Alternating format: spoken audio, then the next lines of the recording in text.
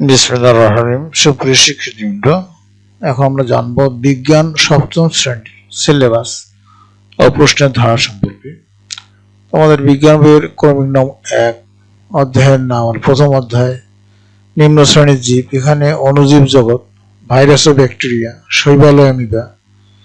এরপরে দ্বিতীয় অধ্যায় থাকবে উদ্ভিদ ও প্রাণীর কোষীয় সংগঠন।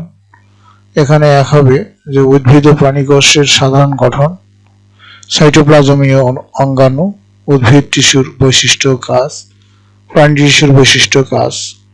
তৃতীয় অধ্যায় থেকে থাকবে উদ্ভিদের বাহ্যিক বৈশিষ্ট্য, প্রধান মূলের রূপান্তর, রূপান্তরিত আস্থানিক মূল, রূপান্তরিত কাণ্ড, রূপান্তরিত পাতা।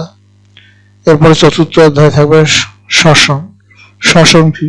জীবজগতে শ্বসন, প্রাণীর শ্বসন। পঞ্চম অধ্যায় থাকবে পরিপাকতন্ত্র এবং রক্ত সংবহন তন্ত্র। এখানে খাদ্য পরিপাকতন্ত্র, সাধারণ রোগ ও প্রতিকার, রক্ত সংবহন তন্ত্র, রক্তনালী, হৃদরোগ। এরপরে ষষ্ঠ অধ্যায় থাকবে পদার্থের গঠন, পদার্থের উপাদান, পরমাণু ও অণু, পরমাণু ও প্রতীক, অণু ও সংকেত, পরমাণুর কথা।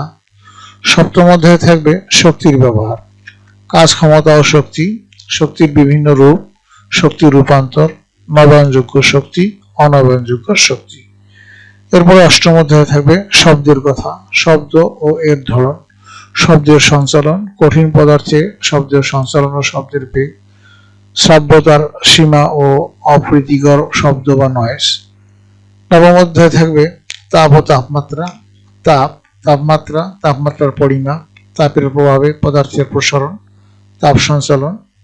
দশম অধ্যায়ে থাকবে বিদ্যুৎ ও চুম্বকের ঘটনা, আধান বা চার্জের উৎপত্তি, চার্জের ধর্ম, চার্জের অস্তিত্ব, পরিবাহী, অপরিবাহী ও অর্ধপরিবাহী, স্থির বিদ্যুৎ হতে চল বিদ্যুৎ সৃষ্টি, সরল বর্তনী এর ব্যবহার, চল বিদ্যুতের ব্যবহার, চুম্বকী, চুম্বকের ধর্ম, চৌম্বক ও অচৌম্বক পদার্থ।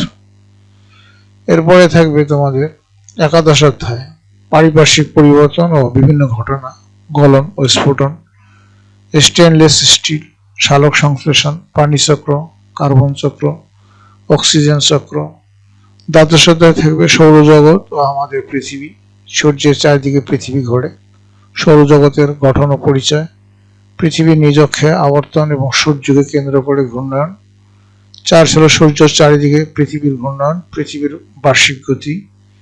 ত্রয়োদশ অধ্যায় ছিল প্রাকৃতিক পরিবেশ এবং দূষণ, পরিবেশ দূষণ, পরিবেশের উপাদান সমূহের দূষণের কারণ, মাটি দূষণ, পানি দূষণ, বায়ু দূষণ, দূষণের প্রভাব, দূষণের প্রতিকার, প্রতিরোধ ও পরিবেশ সংরক্ষণ। চতুর্দশ অধ্যায় জলবায়ু পরিবর্তন, পৃথিবীর বায়ুমণ্ডল। 2 ছিল পরিবেশে পানিচক্র, পরিবেশে কার্বন ও অক্সিজেনের ভারসাম্য। 4 ছিল আবহাওয়া ও জলবায়ু। 5 আবহাওয়া পরিবর্তন। 6 ছিল জলবায়ু। এই ছিল তোমাদের সিলেবাসের সমস্ত অধ্যায়গুলো। এগুলো অধ্যায় থেকে প্রশ্ন হবে। এবং মানবন্ঠন, এখানে তোমাদের বিজ্ঞান বিষয়ে মোট নম্বর হলো 100, ধারাবাহিক মূল্যায়ন 40 এবং চূড়ান্ত মূল্যায়ন হবে 60, অর্থাৎ আমাদের বার্ষিক পরীক্ষা হবে 60টি। আর ধারাবাহিক মূল্যায়ন হবে বিজ্ঞান বর্ষমধ্য পরীক্ষা তোমাদের জুন মাসের মধ্যে হয়ে যাবে, 20 নম্বর। অ্যাসাইনমেন্টে থাকবে 5 নম্বর, ক্লাস টেস্ট, কুইজ টেস্ট, ক্লাসের প্রতি পরীক্ষা, এই পরীক্ষার মধ্যে থাকবে 5 নম্বর। তোমার উপস্থিতি এবং আচরণ এর মধ্যে থাকবে 10 নম্বর। এখানে 5 5 10 আর 10 20, আর এখানে 20 হলো 40। এটা হলো তোমার ধারাবাহিক মূল্যায়ন। আর চূড়ান্ত মূল্যায়নের প্রশ্নের ধারা এবং মানবন্টন সৃজনশীল, সময় থাকবে 2 ঘন্টা 30 মিনিট। এখানে ক বিভাগ, খ বিভাগ, গ বিভাগ, ঘ বিভাগ থাকবে। এখানে 1 2 3 4 ও 5 নম্বর যে অধ্যায়, এই অধ্যায় থেকে জীব বিজ্ঞান 4টি প্রশ্ন থাকবে, 3টির উত্তর দিতে হবে। 5 নম্বর করে থাকবে, 3 5 15 নম্বর। 7 8 9 10 এবং 12 নম্বর অধ্যায় থেকে পদার্থ বিজ্ঞান, এখানে 4টি প্রশ্ন থাকবে, 3টির উত্তর করতে হবে। এখানেও 5 নম্বর করে, 3 5 15 নম্বর। এখানে 6 নম্বর অধ্যায় ও 11 নম্বর অধ্যায় গ বিভাগ, সেখান থেকে রসায়ন, এখানে 2টি প্রশ্ন থাকবে, 1টি প্রশ্ন উত্তর করতে হবে, এখানে 5 নম্বর থাকবে। আর এখানে 13 এবং 14 নম্বর অধ্যায় থেকে ভূবিজ্ঞান থাকবে, এখানে 2টি প্রশ্ন থাকবে, 1টির উত্তর করতে হবে, এখানে 5 নম্বর থাকবে, 5। তাহলে এখানে 15 15 30, এখানে 5 5 10, এই 30 আর 10 হলো 40 নম্বর। এটা হলো তোমার চূড়ান্ত মূল্যায়নের প্রশ্নের ধারা এবং মান বন্টন সৃজনশীল। ঠিক আছে। এখন চূড়ান্ত মূল্যায়নের প্রশ্নের ধারা মানবন্টন বহুনির্বাচনী, সময় 30 মিনিট থাকবে। ক বিভাগ অধ্যায় সমূহ থাকবে 1, 2, 3, 4, 5। এখানে বিষয়বস্তু জীববিজ্ঞান। এখানে 6টি প্রশ্ন থাকবে। 6টি প্রশ্নের মধ্যে 6টির উত্তর দিতে হবে। এখানে 1 নম্বর করে থাকবে 6 নম্বর। খ বিভাগ থেকেও থাকবে তোমাদের এখানে 7, 8, 9, 10, 12 নম্বর। এখানে পদার্থবিজ্ঞান। এখানে 6টি প্রশ্ন থাকবে, 6টির উত্তর করতে হবে। এখানে 6 নম্বর 1 নম্বর করে। তারপরে গ বিভাগ 6 নম্বর এবং 11 নম্বর অধ্যায় থেকে রসায়ন। এখানে 4টি প্রশ্ন থাকবে, 4টির উত্তর করতে হবে। এখানে 1 নম্বর করে 4 নম্বর।